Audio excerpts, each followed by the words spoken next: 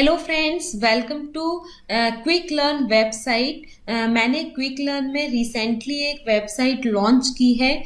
ये है www.quick-learn.in।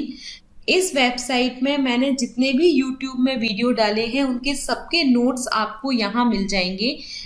तो यहाँ पे आप क्विक लर्न के ब्लॉग वाले सेक्शन में जाइए। तो ये ब्लॉग सेक्शन में आप जैसे ही जाओगे, क्लिक करोगे तो ये सारे ब्लॉग यानी सारे नोट्स आपके पास ओपन हो जाएंगे। जो भी अभी मैंने डाले हैं उनकी कैटेगरी यहाँ दी है। आप सर्च बॉक्स से सर्च भी कर सकते हो। और मान लीजिए हमें 8051 माइक्रो कंट्रोलर का इंट्रोडक्शन देखना है तो यहाँ से जब हम कंटिन्यू रीडिंग में जाएंगे तो हमको यूट्यूब के वीडियोस भी मिल जाएंगे, इंग्लिश और हिंदी दोनों।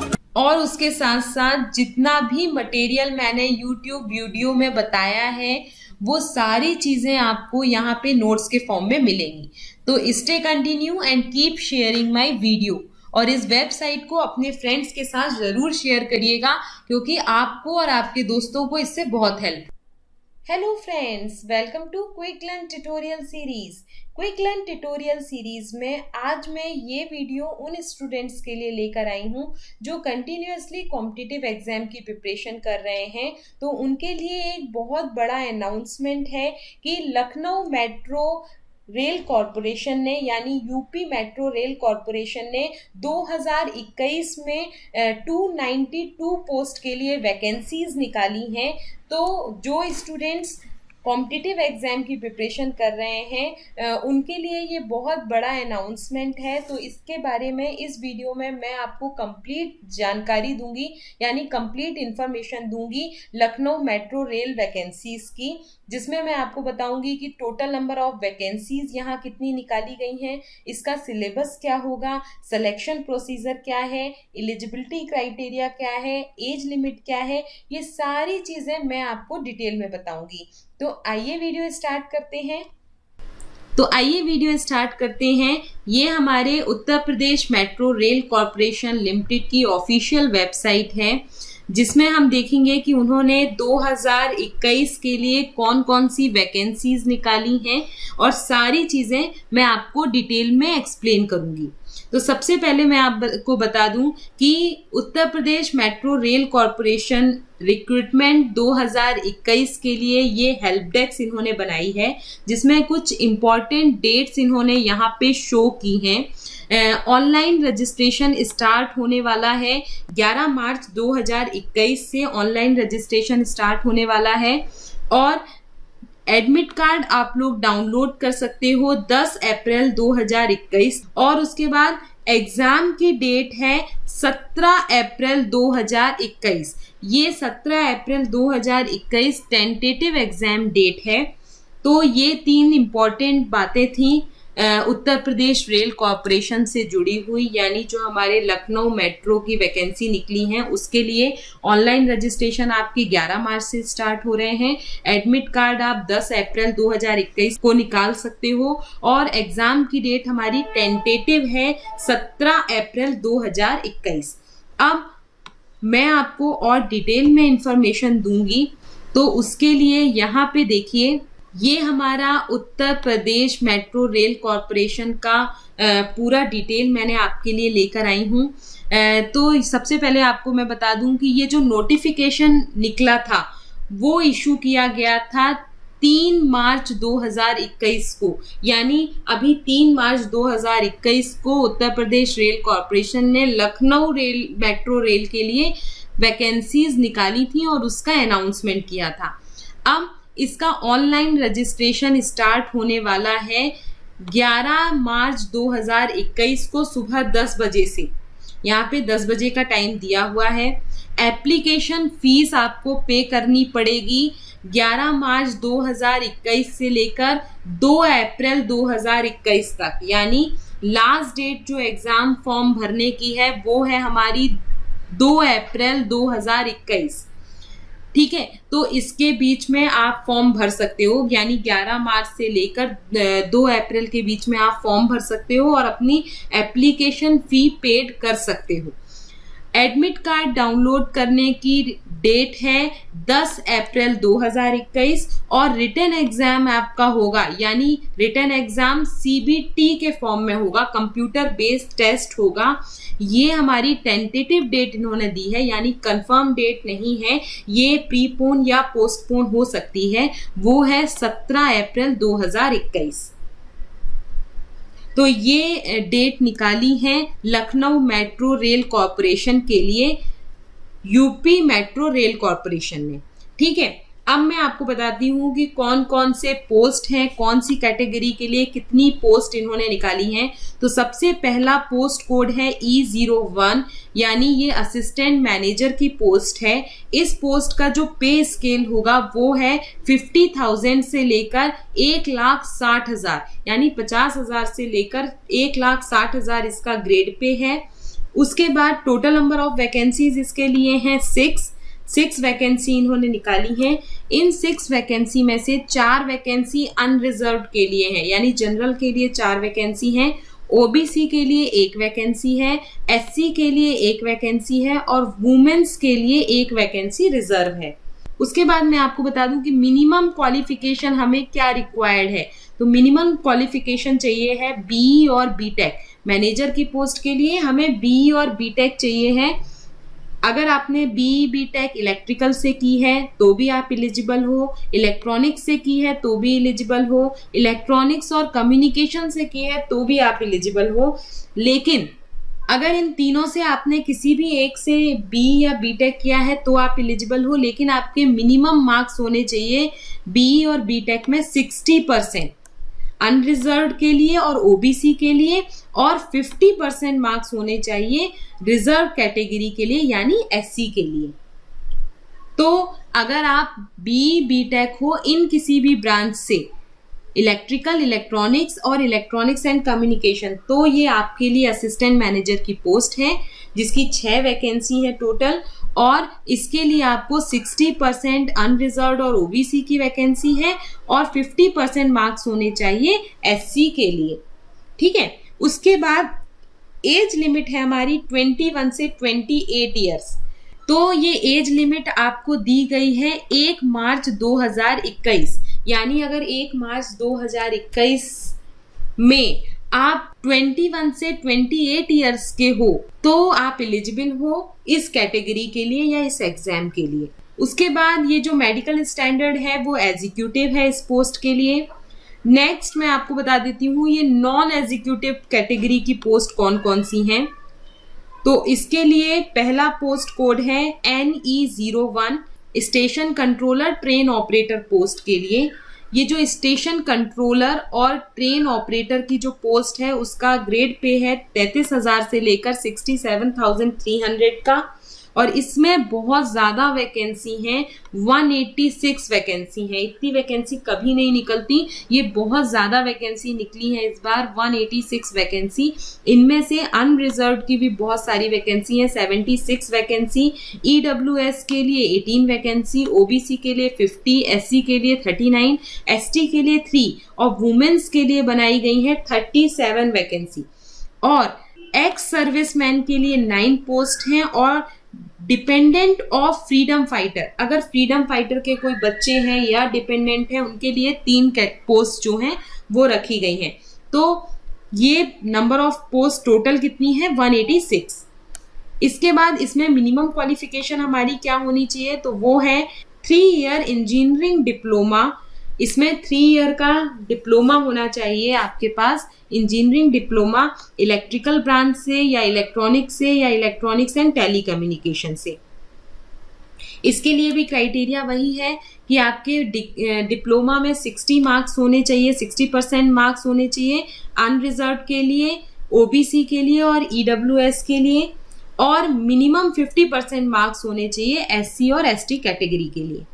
ठीक है, तो ये डिप्लोमा होल्डर्स के लिए है जिसने भी इंजीनियरिंग से डिप्लोमा किया है और मेनली इलेक्ट्रिकल, इलेक्ट्रॉनिक्स और टेलीकम्युनिकेशन ब्रांच से, उसके लिए ये स्टेशन कंट्रोलर और ट्रेन ऑपरेटर की पोस्ट निकली है। इसकी एज लिमिट भी सेम है 21 to 28 ईयर। ये कहाँ से देखी जाएगी, 1 मार्च 2021 में अगर आप 21 से 28 ईयर्स के हुए हो तो ये आप उसके लिए एलिजिबल हो। और इसका जो मेडिकल एग्जाम होगा, जो मेडिकल स्टैंडर्ड है वो A1 कैटेगरी का है। अब A1 कैटेगरी में कौन कौन से टेस्ट होते हैं, क्या होता है, वो जब आप गूगल में जाके सर्च करोगे कि A1 कैटेगरी में कौन से मेडिकल पैरामीटर्स चेक किए जाते हैं या टेस्ट होते हैं, वो आपको वहां मिल जाएगा।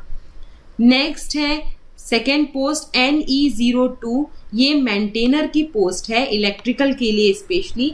इसका ग्रेड पे 19,500 से लेकर 39,900 का है और इसके लिए 52 पोस्ट इन्होंने निकाली हैं, जिसमें कि अनरिजर्व की 22 हैं, EWS की 5 हैं, OBC की 14 हैं, SC की 10 है और ST की 1 है। वुमेन्स के लिए 10 पोस्ट हैं और एक्स सर्विसमैन के लिए 2 पोस्ट हैं और डिपेंडेंट ऑफ फ्रीडम फाइटर के लिए 1 पोस्ट है।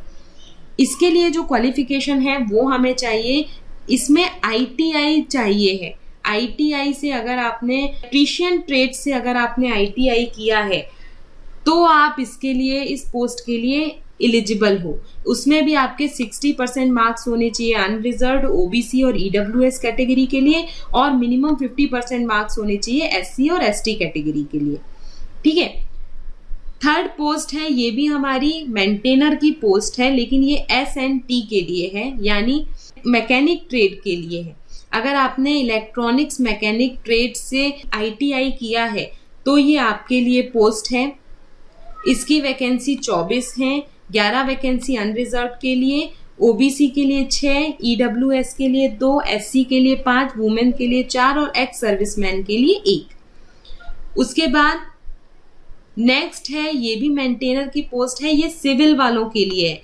लेकिन अगर आपने ITI फिटर ट्रेड से किया है तब आप इसके लिए एलिजिबल हो और इसकी भी मिनिमम क्वालिफिकेशन वही है। अनरिजर्व्ड, OBC और EWS के लिए 60% मार्क्स और 50% मार्क्स SC के लिए।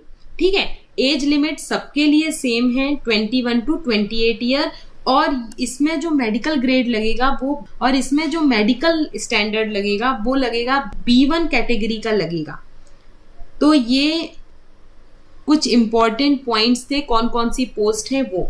मतलब अगर आपने BE और BTech किया है तो आप मैनेजर की पोस्ट के लिए अप्लाई कर सकते हो। अगर आपने डिप्लोमा किया है इलेक्ट्रिकल, इलेक्ट्रॉनिक्स और इलेक्ट्रॉनिक्स एंड टेलीकम्युनिकेशन से तो आप स्टेशन कंट्रोलर या ट्रेन ऑपरेटर की पोस्ट के लिए अप्लाई कर सकते हो।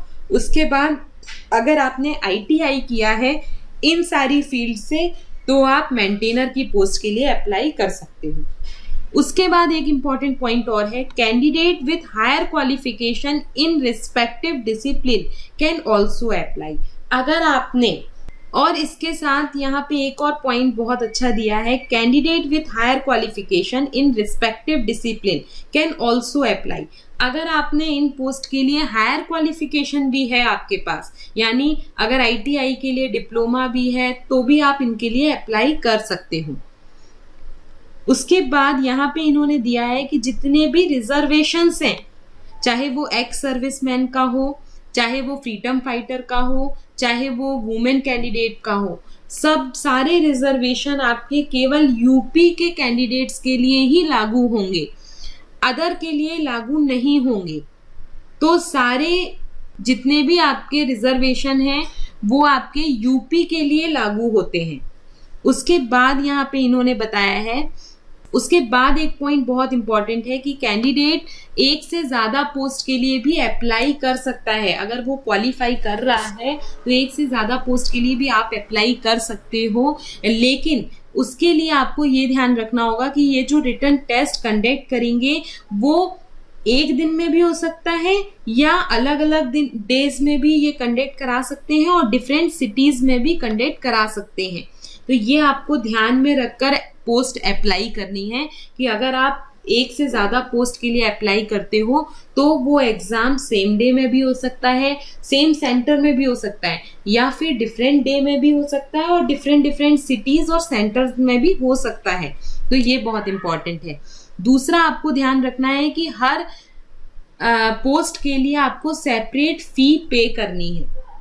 तो जो फीस पे करनी है वो हर पोस्ट के लिए, अगर आपने 4 पोस्ट के लिए अप्लाई किया तो 4 पोस्ट के अलग अलग फीस आपको पे करनी पड़ेगी। तो ये आपको ध्यान रखना है। उसके बाद अगर आप सेलेक्ट हो जाते हो तो आपकी पोस्टिंग लखनऊ, कानपुर, आगरा इन सब में की जा सकती है, जैसा भी रिक्वायरमेंट होगी उसके अकॉर्डिंग।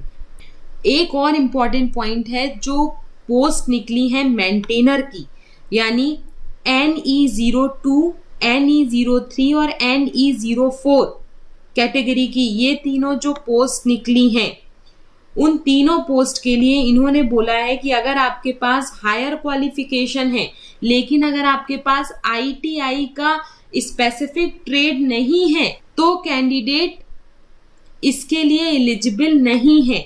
यानी अगर आपके पास डिप्लोमा है या आपने इंजीनियरिंग की है, BE, BTech है, लेकिन आपके पास अगर ITI नहीं की है आपने इस स्पेसिफिक ट्रेड से जो इन्होंने दी है, तो आप इस पोस्ट के लिए एलिजिबल नहीं हो, मेंटेनर की पोस्ट के लिए स्पेशली।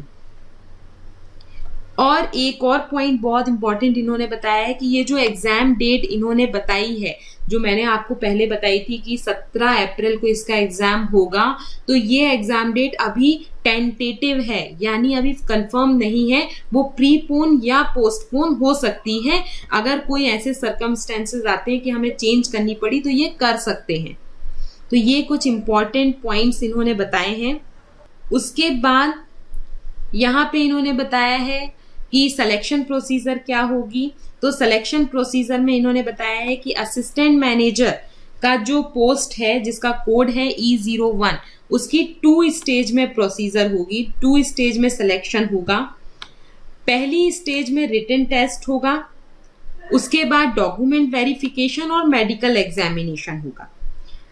नेक्स्ट जो कैटेगरी है स्टेशन कंट्रोल और ट्रेन ऑपरेटर की, यानी उसका पोस्ट कोड है NE01, 3 स्टेज सिलेक्शन प्रोसीजर होगी। इसमें रिटन टेस्ट होगा, साइको एप्टीट्यूड टेस्ट होगा, डॉक्यूमेंट वेरिफिकेशन होगा और मेडिकल एग्जामिनेशन होगा A1 कैटेगरी का।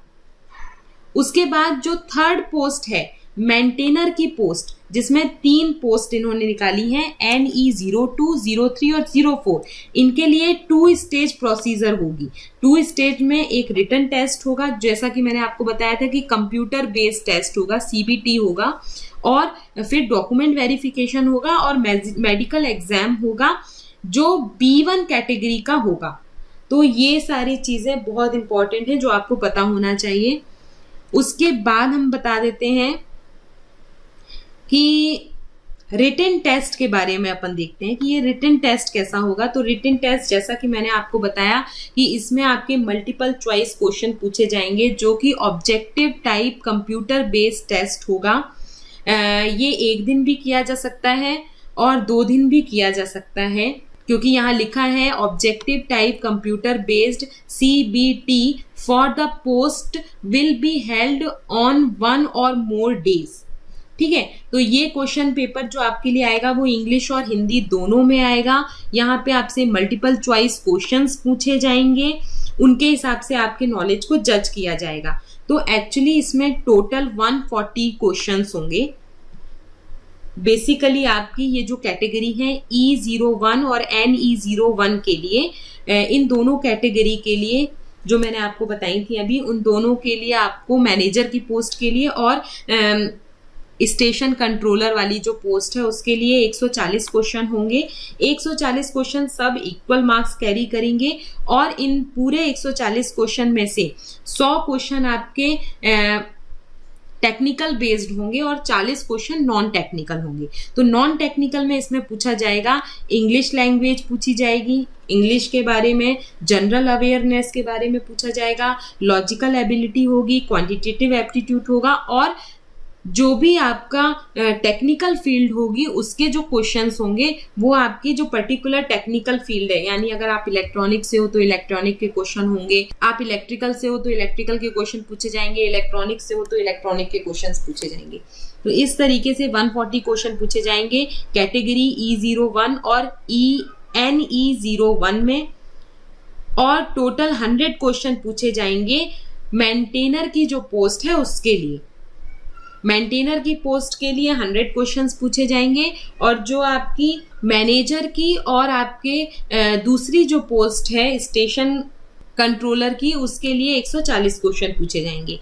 हर क्वेश्चन में नेगेटिव मार्किंग होगी और वो मार्किंग होगी 1/3 मार्क की, यानी 1/3 मार्क की इसमें नेगेटिव मार्किंग होगी।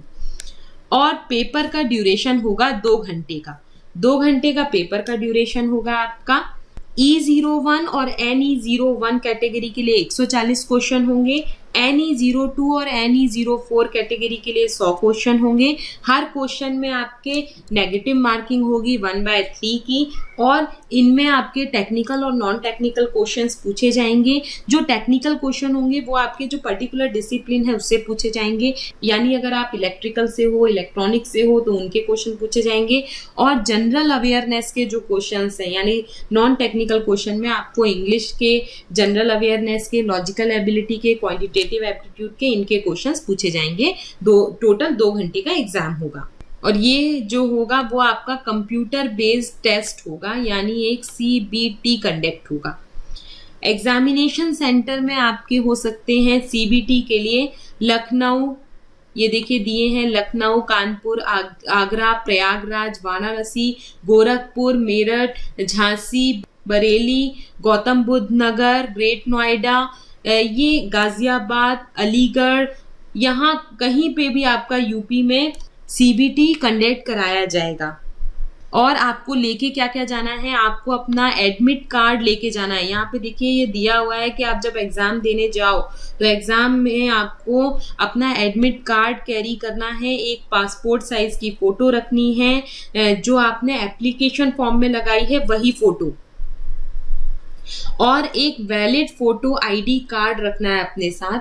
कोई भी वैलिड फोटो ID कार्ड, आपका पासपोर्ट हो सकता है, ड्राइविंग लाइसेंस हो सकता है, वोटर ID कार्ड, आधार कार्ड, पैन कार्ड, कुछ भी आप लगा सकते हो या लेके जा सकते हो। वो फोटो ID कार्ड बहुत जरूरी है क्योंकि हमें एप्लीकेशन फॉर्म का ID प्रूफ रखना होगा इसमें। तो जब भी हम CBT सेंटर में जाएंगे उसके रिपोर्ट के लिए हमको ये सारी चीजों की जरूरत पड़ेगी। उसके बाद मैं आपको बता दूं कि यहाँ पे देखिए cost of training and training की कॉस्ट कितनी ये पे करेंगे। तो जो आपकी मैनेजर की पोस्ट होगी, ये आपकी एग्जीक्यूटिव पोस्ट है, इसकी कॉस्ट ऑफ ट्रेनिंग होगी 94,400। जो आपकी SCTO की पोस्ट है यानी NE01 है, उसकी है 41,300 और जो आपकी मेंटेनर की पोस्ट है उनकी है 23,600। तो ये आपका कॉस्ट ऑफ ट्रेनिंग है, यानी ट्रेनिंग के दौरान आपको जो कॉस्ट दी जाएगी वो है। उसके बाद जो अभी आपको जानना जरूरी है वो मैं आपको बता दूं कि जितना भी आपका रिजर्वेशन है, यानी जो रिजर्वेशन इन्होंने दिया है EWS के लिए, वो आपका यूपी के लिए है, बस शेड्यूल कास्ट आपका यूपी के लिए है। यानी जितने भी यूपी के शेड्यूल कास्ट हैं, शेड्यूल ट्राइब हैं, अदर बैकवर्ड क्लासेस हैं, वो सब यूपी के हैं अगर, तो उनके लिए रिजर्वेशन बेनिफिट दिया गया है। तो अगर आप यूपी बेस्ड स्टूडेंट हो या कैंडिडेट हो तो आप अपना यूपी का प्रमाण पत्र जरूर लेकर जाइएगा, जरूर लगेगा आपको। तो ये सारी चीजें दी हैं और जो यूपी के कैंडिडेट्स हैं उनको ही एज रिलैक्सेशन वगैरह भी मिलेगा। तो यहाँ पे ये सब दिया है। उसके बाद मैं आपको बता दूं कि पेमेंट ऑफ एप्लीकेशन फी, कितना चार्ज आपको देना पड़ेगा एप्लीकेशन फिल करने के लिए, तो जो कि नॉन रिफंडेबल है। यानी अगर आपने एक बार एग्जामिनेशन फॉर्म फिल कर दिया है तो वो फीस आपको रिफंड नहीं की जाएगी किसी भी सर्कमस्टेंसेस में। यानी अगर आप एग्जाम नहीं देते या अपीयर नहीं होते तो आपकी वो फीस रिटर्न नहीं होगी। तो यहाँ पे आप देखिए अनरिजर्व के लिए और ओबीसी कैंडिडेट के लिए नॉन रिफंडेबल फी है 590 की, और जो SC ST के स्टूडेंट्स हैं उनकी है 236 की। ठीक है, ये यहाँ पे दी है, ये नॉन रिफंडेबल है। उसके बाद हमें अप्लाई कैसे करना है यहाँ पे दिया है, ये ऑफिशियल वेबसाइट दी है यूपी मेट्रो रेल कॉर्पोरेशन की, वहां से आप कर सकते हो। तो जिसके लिए आपको पासपोर्ट साइज की कलर फोटोग्राफ चाहिए है, सिग्नेचर को स्कैन करके उसकी कॉपी चाहिए है। तो ये सारी चीज़ें आपको ऑनलाइन एप्लीकेशन फॉर्म फिल करने के लिए चाहिए होंगी। और जो आपकी साइज होगा स्कैन कॉपी का वो 80 KB तक का होना चाहिए और JPG फाइल होनी चाहिए। तो ये भी यहाँ पे दिया है। अगर आप ऑनलाइन पेमेंट करते हो तो आप कैसे कर सकते हो, डेबिट कार्ड के थ्रू कर सकते हो, क्रेडिट कार्ड के थ्रू कर सकते हो, नेट बैंकिंग के थ्रू कर सकते हो, या SBI के पेमेंट गेटवे के थ्रू भी आप कर सकते हो। यहाँ पे ये देखिए दिया हुआ है। अगर आप ऑफलाइन पेमेंट करते हो तो आपको चालान बनवाना पड़ेगा, ठीक है। तो चालान आप कहाँ से बनवाओगे, SBI से आपको चालान बनवाना पड़ेगा। तो ऑफलाइन पेमेंट भी आप कर सकते हो और ऑनलाइन भी आप कर सकते हो। तो यानी 11 तारीख से लेकर 2 अप्रैल तक, 11 मार्च से 2 अप्रैल के बीच में आप इस एप्लीकेशन फॉर्म को भर सकते हो। तो ये आपकी कंप्लीट इंफॉर्मेशन थी लखनऊ मेट्रो रेल कॉर्पोरेशन के लिए जो वैकेंसीज निकली हैं उसके लिए। तो बेस्ट ऑफ लक स्टूडेंट्स, लेकिन आपको अभी से प्रिपरेशन बहुत हार्ड करनी है, तभी आपका सिलेक्शन हो पाएगा, क्योंकि वैकेंसीज बहुत ज़्यादा निकली हैं, पोस्ट बहुत अच्छी है, सारी सैलरी बहुत अच्छी है, सब कुछ बहुत अच्छा है, लेकिन आपको इसके लिए वर्क हार्ड करना पड़ेगा। ज़्यादा से ज़्यादा थ्योरी लेक्चर्स भी पढ़िए जिससे कंसेप्ट क्लियर होंगे, MCQ भी लगाइए, और इसके लिए जितने भी MCQ क्वेश्चन हैं उनकी सीरीज में बहुत जल्दी आपके लिए लाने वाली हूँ।